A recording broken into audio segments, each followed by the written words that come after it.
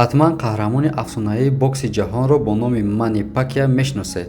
қувваи ҷангандааш ва суръати дасту бозуонаш барои ҳарифонаш марг шумурда мешавад.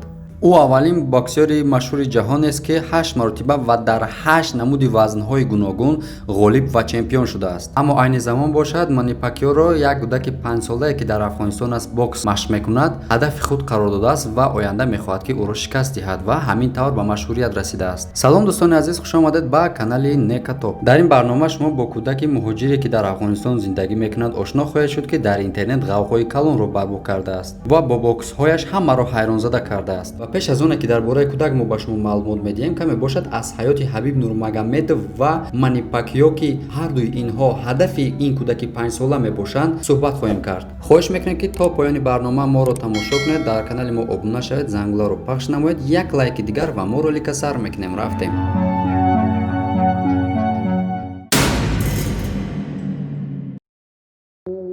ин ролик бо ёрии Adin XBet сохта шуд. агар дар вақти регистратсия дар ҷои промокод нека нависен 5000 рубле бонустон метан. барои бонусро гирифтан ҳатман пурра регистратсияро гузаред, баъдан дар шотон пул партоен. баъди ин автоматически бонус дар шотон мегзарад. силкаш дар описания. Навиди Юсуфӣ ин кӯдак ҳамагӣ 5 сола мебошад. ӯ зодаи вилояти Дойкунди дар маркази Афғонистон асту ва айни замон бошад ӯ бо оилааш дар Индонезия дар шаҳри Ҷогорта зиндагӣ мекунад. аз рӯзе ки видеоҳои ин кӯдакро дар интернет нашр кардан, аз ҳамон рӯзи иборатан дар интернет ғавғои калон барпо шудааст.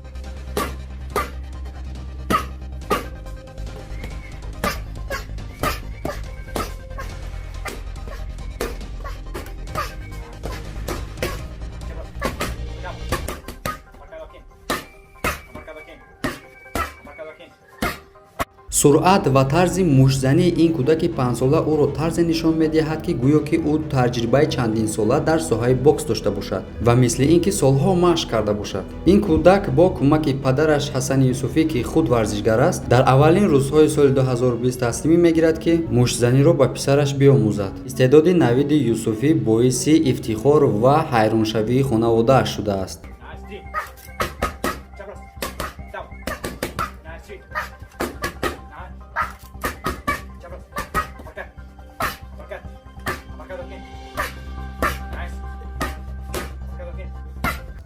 падараш бошад бе дамгирии пайваста ба ӯ тамрини бокс медиҳад. ба оне нигоҳ накарда ки шароити муҳоҷират дар Индонезия бениҳоят мушкил аст, аммо онҳо аз хурдтарин фурсат истифода бурда машқу тамринро идома медиҳанд, ба хотири оне ки Навиди Юсуфӣ орзуҳои худро, ки дар оянда мехоҳад машҳуртарин боксёри ҷаҳон шавад, амалӣ гардонад ва рӯз то рӯз ба сӯи орзуҳояш қадам мегузорад.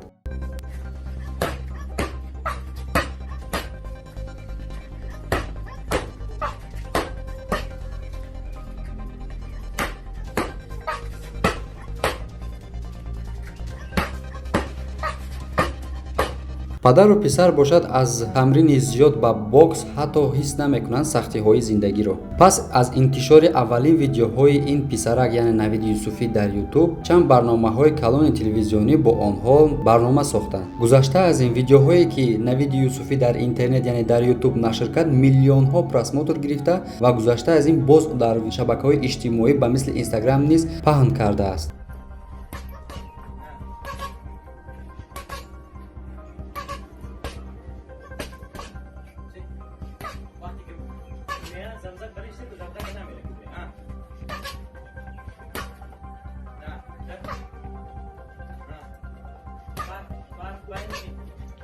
Навид Юсуфӣ дар интернет ва телевизион ҳангоме ки бокс ва ҷангҳои Ҳабиб Нурмагомедов, қаҳрамони UFC ва Манни Пакьяоро тамошо карда қувва мегирад ва барои ӯ ин як нерӯи тоза мебахшад ва илова мекунад, ки ҳардуи инҳоро ӯ ҳадаф қарор додааст.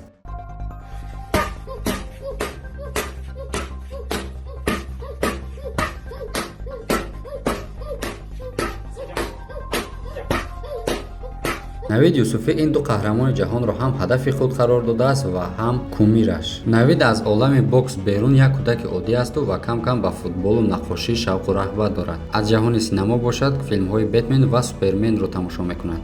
Баъзе аз каналҳои варзишии машҳури ҷаҳон бо Навиди Юсуфӣ аллакай барномаҳои гуногунро анҷом доданд. Ҳаракатҳо ва суръати бокси Навиди Юсуфӣ дар ҷаҳон мардумро пас аз наворҳояш дар телевизионҳои варзишӣ ҳайратзада кардааст. Мардум намефаҳманд ки чӣ гуна мумкин аст ки кӯдаки 5-солае метавонад интури мушт бизанад.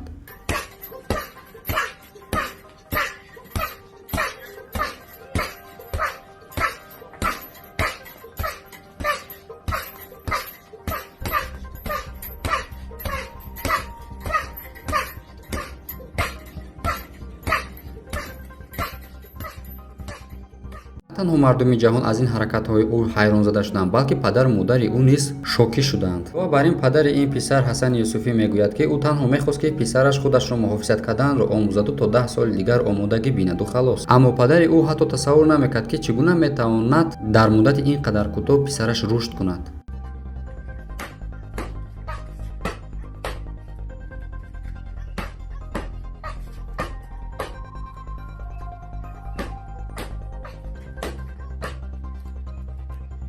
ин буд якчанд хабарҳои дар бораи ин кӯдаки афғонии 5-солае, ки аллакай боксёрӣ машҳур шудааст дар ҷаҳон ба шумо расондем. Агар ба шумо ин гуна роликҳо маъқул бошад, дар канали мо обуна шавед ва дар комментария нависед, ки ҳамин хел роликҳоро мо зиёд кардан гирем. Пас аз обуна шудан, агар шумо зангуларо пахш накарда бошед, ҳатман пахш кунед, чунки аввалин шуда аз наворҳои мо бохабар гардед. Давоми видеоро каме ҳам бошад шарҳ намедиҳем, худатон тамошо кунед, аз машқ ва тамринҳои ин кӯдак лаззат баред. То видеои оянда дар паноҳи худо бошед. Хайр.